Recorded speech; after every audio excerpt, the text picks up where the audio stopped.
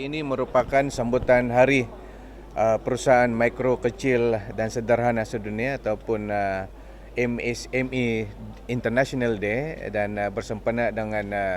sambutan ini SME Corp telah mengadakan seminar ASEAN Hong Kong China SMEs Going ESG, dan ini merupakan satu harapan di peringkat kerajaan, terutama Kementerian Pembangunan Usahawan dan Koperasi untuk perusahaan kecil dan sederhana di negara kita turut sama membudayakan ataupun mengadaptasi pengamalan ESG ini di dalam operasi perusahaan mereka. Ini penting kerana pasaran dunia juga memerlukan produk dan perkhidmatan yang kita sebutkan sebagai ESG compliance, dan saya berharap dengan adanya seminar ini juga melibatkan penyertaan daripada negara-negara Asia, khususnya di negara-negara ASEAN, dapat bertukar kepakaran dan pandangan bagaimana pembudayaan ESG ini boleh menjadi norma baharu dalam perusahaan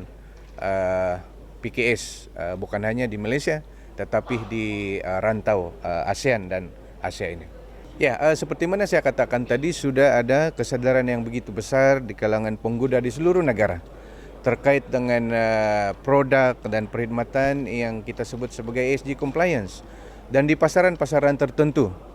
itu sudah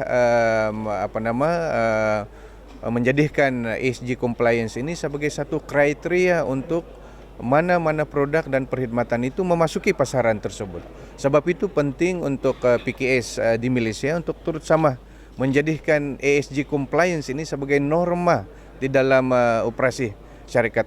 mereka. Sudah tentu ia penting untuk ekonomi negara, sebab kita ada sasaran terhadap PKS ini, nilai ekspornya dalam dasar keusahawanan negara kita, sumbangan kepada KDNK. Jadi ini ESG, pengamalan ESG ini sangat-sangat bertepatan sekali, dan kita harus tingkatkan lagi tahap kesedaran. Sebab itu di peringkat kementerian kita telah melancarkan ESG Quick Guidelines ataupun panduan asas ESG kepada PMKS di negara kita yang telah kita lancarkan pada bulan Februari tahun ini, dan mudah-mudahan dengan ada panduan tersebut dan dengan seminar seperti ini ataupun program berterusan yang akan dilaksanakan oleh Kementerian Pembangunan Usahawan dan Koperasi, oleh agensi-agensi kita seperti SME Corp, dengan libat urus berterusan dengan pelbagai persatuan yang mewakili PMKS di negara kita ini, ianya akan seterusnya dapat mencapai sasaran yang kita tetapkan dalam dasar keusahawanan negara melalui pengamalan ESG. Dalam sasaran yang kita telah revise dalam rancangan Malaysia ke-12 itu, sasaran sumbangan PMKS kepada KDNK negara kita 41% menjelang tahun 2025. Nilai ekspor oleh PMKS ini kita sasarkan kepada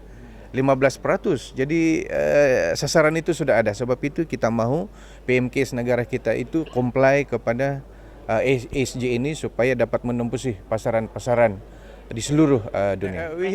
We have organized, contohnya pada tahun lalu kita telah melaksanakan Minggu SME Malaysia yang dilaksanakan di 6 zon, tetapi ini adalah acara 2 tahun sekali, dan kita akan teruskan. Dalam masa yang sama kita ada pelbagai karnibal di peringkat kementerian yang kita anjurkan, karnibal penjajah peniaga kecil, karnibal tekun, hari koperasi kebangsaan, itu semua melibatkan PMKS walaupun atas nama yang berbeda, tetapi tujuannya sama, yaitu menyatupadukan agensi-agensi keusahawanan dan juga pemain-pemain industri sektor PMKS negara ini dalam satu karnibal peringkat kebangsaan, dan juga kita menjemput penyertaan daripada luar, terutama Expo Franchise misalnya yang telah kita laksanakan pada bulan lepas di Kuala Lumpur, dan itu melibatkan penyertaan yang begitu besar sekali termasuk daripada luar negara. Dan ini kita akan teruskan, ya.